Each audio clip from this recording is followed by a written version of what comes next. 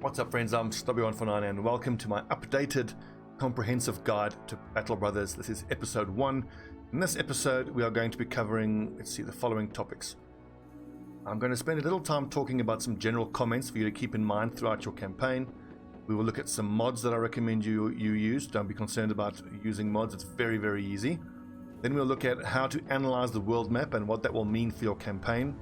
We will then move on to starting funds efficiency, how to use the funds that you start with, and the initial setup for the 6 brothers that you will look to have in the beginning.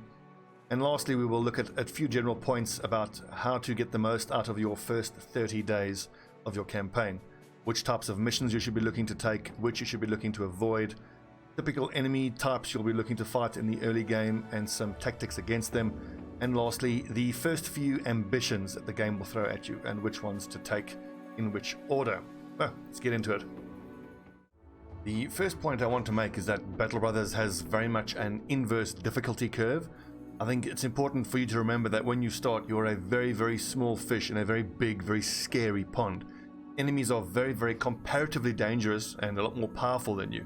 And this is fine. So if you find yourself getting wiped out and killed early on, that's fine. You just have to get your mind to understand just how long it's going to take you for you to get to the level of the enemies. Kind of leads me to the next point I want to make, which is that I think too many people are against save scumming. And especially for a newer player, or even for an experienced player, when you're encountering a new tactic or a new element or a new enemy for the first time, don't be afraid to save scum. A key example is when the barbarians were first released. I already had like 1300 hours in the game, but I'd never fought the Chosen before, and I took them on with a group of peasants that were more or less level 7 and had nimble, and I thought they'd be fine. We got utterly wiped out. So I just save scummed it because I didn't know where the comparative strength of the enemy was in relation to my warband. So don't be afraid to save scum. Next point is having a willingness to change your tactics and to experiment with new ones. I have certainly fallen into the trap of thinking that this one way of playing is the best. The example is I used to favor footwork over rotation as a defensive perk for my frontline guys. I could not have been more wrong, and my chat were absolutely right to point out that rotation saves lives. So be willing to change things up, especially if your tactics aren't working or you find yourself continually losing. Last of all, the pace of the game is very, very slow. So if you intend to do all of the content in the game, expect to probably have to sink 1,000+ days within the actual campaign. It's going to take you dozens, even hundreds of hours to get brothers, to first of all find the brothers who can do the late game stuff, and get them leveled up, and keep them alive, and get them the equipment. So again, I think it can be too tempting to sort of focus in on one little bad event that's happened, like if you lose a few brothers or you get squad wiped or something, or you feel disheartened because you feel like you're behind the power curve. Just kind of remember that in the greater scene of an entire campaign that can go to 200 to 300 hours in real time, that one little element of it not going so well is very small, so don't be discouraged. So my hope is if you keep some of these things in mind, it'll help with some of the challenges you might experience throughout the hopefully thousands of hours you are going to spend playing Battle Brothers. Let's take a look at some mods now. When it comes to mods, I suggest that even for new players, there are a certain number of mods that you should be running, at least for quality of life and for ease of gameplay experience. The first thing I gotta say is check out the link in the description to Filthy Robot's overview of the mods he uses. I use most of his mods. Again, shout out to him. He's a great content creator. Go check out his work. And there's actually a link through his video to a Google Doc, which will show you to all of the mods and how to install them. First mod is one of the most important ones. It's called Faster with Pause. Now, in the regular base game, unmodded, you can move at 1x speed. I just happened to end my that game crisis there. 1x speed. There's 2x speed. But Faster with Pause does exactly what you would imagine. It allows you to press 3 for triple speed, 4 for quad speed. Then when you run into a group of enemies, the game automatically pauses. This is particularly important because, again, in a campaign that runs into the hundreds of hours, you're going to be spending so much time moving around the world map, and the fact that the game auto pauses when you run into enemies is particularly important because it's super frustrating when you run into some enemies, especially in a wooded area like this, and you don't have time to react. See, there you go, auto pause as soon as it spotted some enemies. Next mod is the Try Out mod, which I think is bloody brilliant and really should have been part of the base game. Normally for tryout, you will hit the tryout button, pay the fee, and just get to see what traits they have. But with the tryout mod, you're able to click tryout, it gives you their traits, but it also gives you their talents. This is a wonderful mod that's going to save you thousands throughout the course of a campaign, and it just makes sense to me. I mean, if you were trying out a new recruit and putting them through their paces, you wouldn't want to just find out what their traits are, you want to know what their talents are as well. Great mod. Next mod is the Nimble tool. I find that the majority of my brothers tend to have to use light armor and use Nimble to keep themselves alive. And the Nimble tool adds this here, which gives you a description, not just of the percentage that you are the percentage of reduced damage you are taking through Nimble, but it gives you effective hit point numbers for the head, the body, and average. Which is great because it allows you to tweak your kit to see which kit you should be using. Let's see, for example, here with this padded kettle, my overall EHP is 243, but if I go to the nasal helmet, it increases to 248. Then, of course, even more with the saddle helmet, it allows you to see 295 there with that setup, down to 284. Very, very useful mod. Next mod is Scoutable Locations, which is very, very useful. You'll notice now in the description there, it has an additional descriptor where it says, in brackets, undead, so you know what type of enemies you can expect. And it shows you the named item chance. The mod still doesn't give you the exact numbers and exact enemy types, but just the additional description of what type of enemy and the named item chance I find is very, very useful. Next up is the town event detail. So this gives you additional descriptions, as you can see there below that solid line. Warehouse burned down. It tells you that this town has 50% less items to be for sale, and buying items for more and selling items for 25% more. Same here with ambush trade routes. This is very useful for you to be able to see exactly how it's modifying the prices and exactly what it's doing for the recruits. It will be a better guide for you to know when you should be selling items in which town and when you should not. So now that we're done with the mods, let's get started. If you're a new player, I highly recommend that you use the rebuilding a company tutorial option. Company name doesn't really matter, late game crisis, whatever, random map seed. So economic difficulty, well, that's up to you, but if you're brand new, just use beginner and beginner, don't use Iron Man, and use starting funds high. Of course, you can tweak this later on in the game, and don't feel any shame in taking lower economic difficulty. I tend to play on expert combat, veteran economic, just because I feel like expert economic just amplifies all the aspects of the game that I don't like, which is the scrabbling around desperately for money. The tutorial will put you straight into this little initial battle where you are fighting Hogrot. Just get straight through it. You can't lose the battle, so just get through that and get into the world map. You get through that first little battle, and you are dropped into the world map. Instantly pause and zoom out as far as you can to take a look at the world map. So when analyzing the world map, there are a couple of things you need to look for, first of all. First thing I like to notice is how split is the world map by bodies of water. Like these little lagoons sometimes can go all the way in and actually bisect the entire map. Likewise, you can have tracts of mountains splitting the map up, which can be bad because it makes it harder to get around the map, but sometimes it can actually make for good trade routes because the game calculates how much you get paid for guarding a caravan or delivering based on how far you travel, but it tends to calculate how far you will travel over road. So, for example, if you're getting paid to go from Camp Vada to Brunwald here and escort it, it will calculate that at caravan speed, let's say like 2 days, and pay you nicely. You'll find that it's actually quicker, or delivery will be likewise. It'll say it's 2 days to the south, but if you just pop across 1 day and you make a bit of money. So take a look at how the landmass is split. Notice which of the houses hold how much of the map. Look, this northern house holds half the bleeding map, and this little house only has 2 little cities. That's going to be relevant for when you start allying or fighting against particular cities. It looks like here you wouldn't be allying with these guys.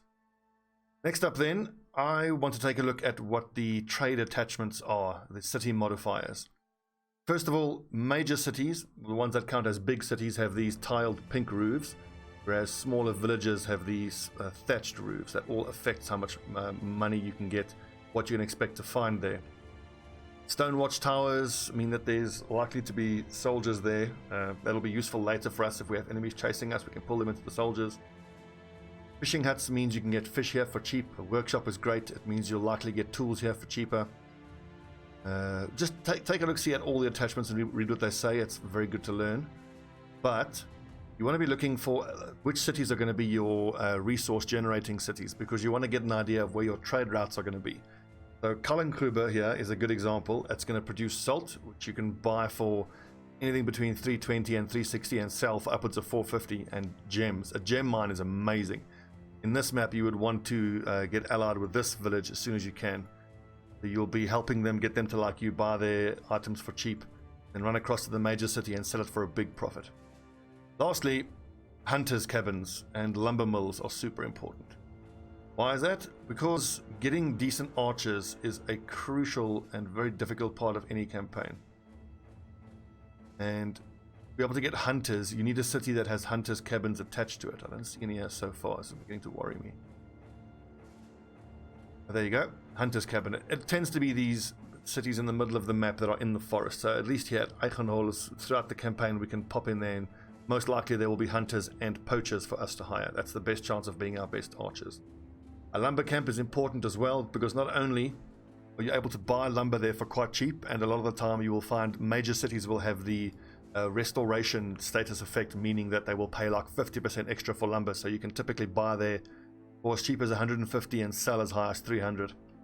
The lumber camp is also important because once you will want at some point to get yourself a Fletcher, get the Fletcher up to level 6 and keep 2 stacks of lumber in your inventory. That Fletcher can create a masterwork bow, which is a war bow, the percentage increase. Each Fletcher can only do that once in a campaign, and I believe you can only have one Fletcher doing that for one campaign. So overall, analyzing this map, it's pretty good. I would probably set up a loop in the northern side and just work with the northern house. But I'll take a look at the trade. So bear in mind when looking at a map, how split is it by bodies of water or mountains? Where are your trade routes? Which cities produce nice items, and how close are they to cities where you can sell those items? And make sure you have at least one city or a village that has hunters' cabins or a lumber camp. Now that we have done that first little fight, we've analyzed our map. Now time to head back into this first city. You get that first little 400 gold for going to the city. They then give you this quest to go take on Hoggart. You say yes, you have unfinished business. And this leads us on to an important discussion: your starting funds and your first few brothers, and hiring the first few brothers, and how to get the most out of your starting funds. So go straight into this village that you go to and look if there are any trade goods, and straight up it's worth buying all 3 of these trade goods, because these dyes are worth 400. We get them for even less. We'll head to one of those major cities and we'll sell them for a profit straight away. Now you start with 3 brothers who always have the same stats and star distributions. So what I recommend is go straight for 6 brothers. You will have this guy who's going to be your first archer. Put him there. Strip all the armor off. We're going to go shopping, and then we're going to analyze which is the best armor, who we're going to give it to. This guy here with the 2 stars in melee and 1 in melee defense, I recommend you make him a frontline guy. You can make him a 2-handed weapon user, but we'll go into builds in a later video. And then this guy who has hit points, fatigue, and resolve, I recommend you make him your bannerman right from the start. He'll start on the back line. What you need to be doing is hiring 3 more brothers, hopefully, so you have 3 up front. All 3 up front using militia spears and wooden shields. You'll have your 1 little crossbowman on the back line. If you bought the supporters edition, you've got a Fangshire helmet, which give to your archer. It'll allow him to shoot at night without suffering the nighttime penalty. That'll be a key part of your tactics. But if you don't have the supporters edition, that's fine. It's not going to change your tactics that much. So buy your first bit of trade goods and see who's available to be hired. Right from the beginning, classes that are ideal to hire. This is a little bit uncommon actually, and a bit of good luck. I think the ideal starting classes are farmer. Farmers get plus 10 hit points and plus 10 fatigue. Hit points for survivability, fatigue for the ability to use special weapons, special abilities on your weapons. Just a great brother. Brawlers are amazing as well. Brawlers get plus 5 melee skill and they get plus resolve. Day tailors don't get any plus stats, but they do have an even spread and they're nice and cheap. And then I think right from the beginning, you should also think about hiring a monk or a flagellant or a gravedigger if you can find one, because they tend to get plus 10 resolve, and if they have star distributions, that will help them actually be good as a bannerman.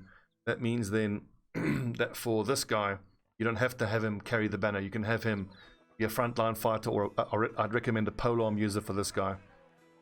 Now, in this particular example here, I wouldn't normally like to spend this much money on a brother, but he is a caravan hand. If you can pick up a caravan hand early, I recommend doing it, especially if he comes with this leather armor, because that leather armor you would typically pick up for around about 250 gold. So we paid 700 for him, but minus 250 for the cost of the leather and the sword. And as it turns out, he's got a pretty amazing stat distribution.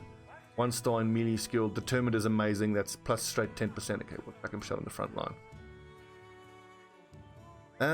Finding a poacher like this early on is extremely rare, and I'm going to not actually hire him in this case, because typically when you start, you guys will be unlikely to get something like that. So that's just telling you that you will get charged more at major cities.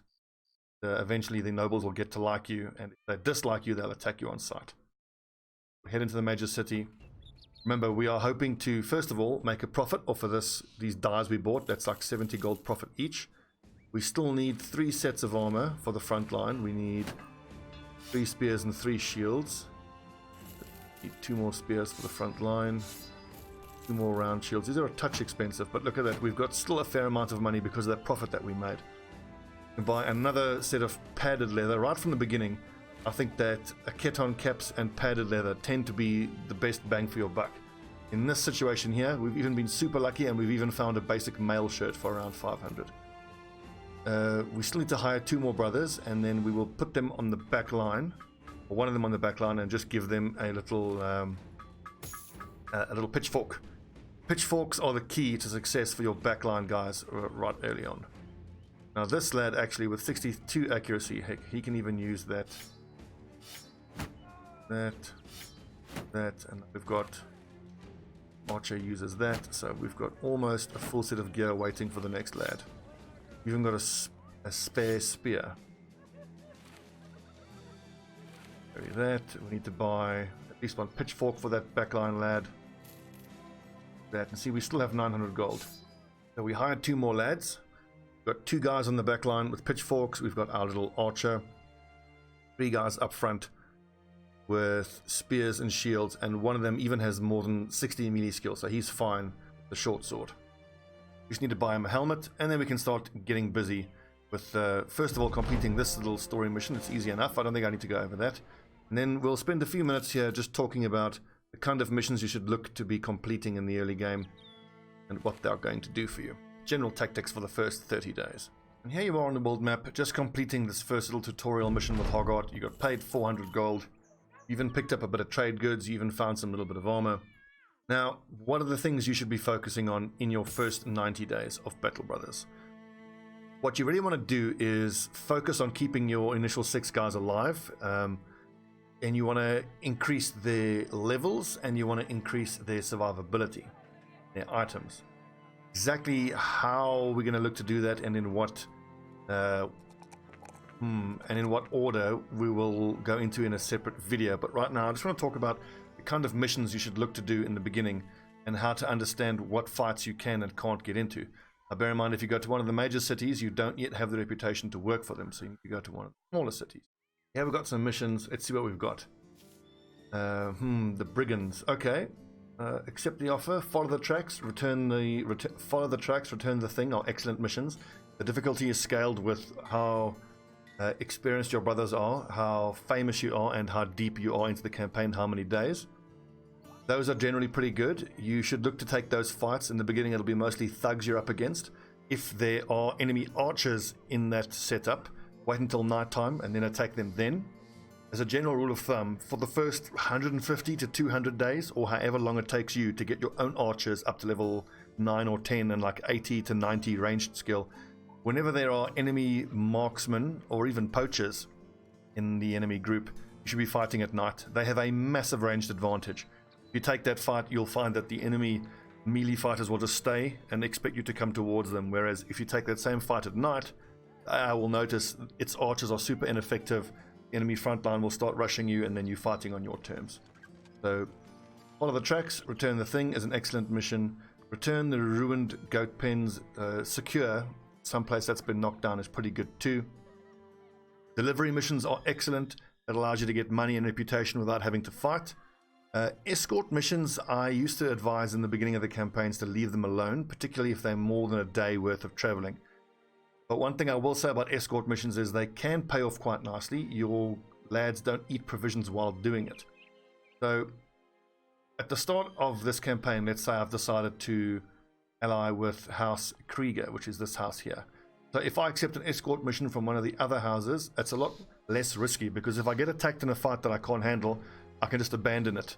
So I would have pissed off that house, but in the greater scheme of things, that isn't that bad, because I'm not looking to ally with them. So be more willing to take on escort missions. You might be surprised. I've even had 4-day escort missions where I don't get attacked at all. And as you get stronger and later into the game, escort missions become easier and more fruitful, because the groups that might attack you on the road might decide to think better of it when your group is nice and strong. So remember, fight at night versus archers. Look to fight thugs in the early game. That's going to be your best source of XP to get your guys leveled up.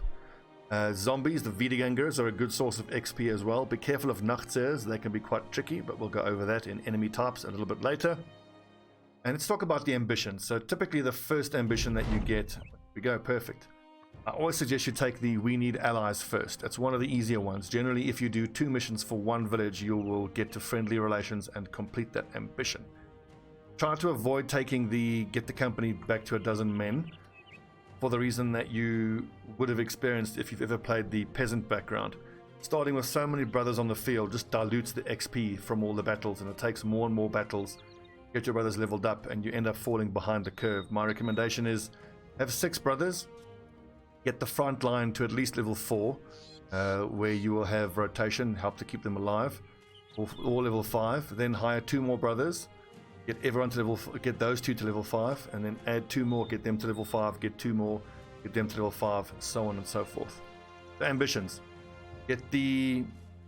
make friends with a village first, then go for the battle standard. It's in the super early game, can be a bit of a challenge to push through to 2000 gold, but it gets you a nice weapon, which is a big damage boost. Most of your backline will be using pitchforks, 30 to 50 damage, whereas the battle standard is 50 to 70, so it's a nice little damage boost.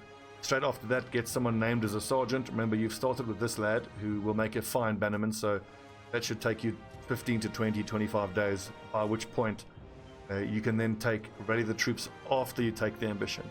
Occasionally, if you take ready the troops before taking the ambition, that ambition won't proc, and then you've lost out an ambition. So it's friendship, battle standard, sergeant. I then recommend taking the Itchy Feet ambition, where you just have to visit each one of the villages or cities on the map. Just bear in mind that you should, while working up to that and doing the other ambitions, you can visit all of the villages except, let's say, 3. If you leave only 2 unvisited, then that ambition won't proc. After that, you can then take the raid, or find a hostile ruin and raid it. Which sounds difficult, because a lot of those ruins can be big castles full of huge amount of bandits, but all you have to do is find a little collapsed hut with just a few little zombies or some thugs in, and that will count as well. Okay, so that should be what you should be looking to do in your first 30 days. In the next video, we're going to look at a super important topic, which is armor farming and how to control the drop rates of weapons and armor. Thanks for watching, friends. I hope you found this useful. If you did, please leave a like and subscribe, and yeah, come check out my live streams on Twitch at Stobbie149, and yeah, if you enjoyed it.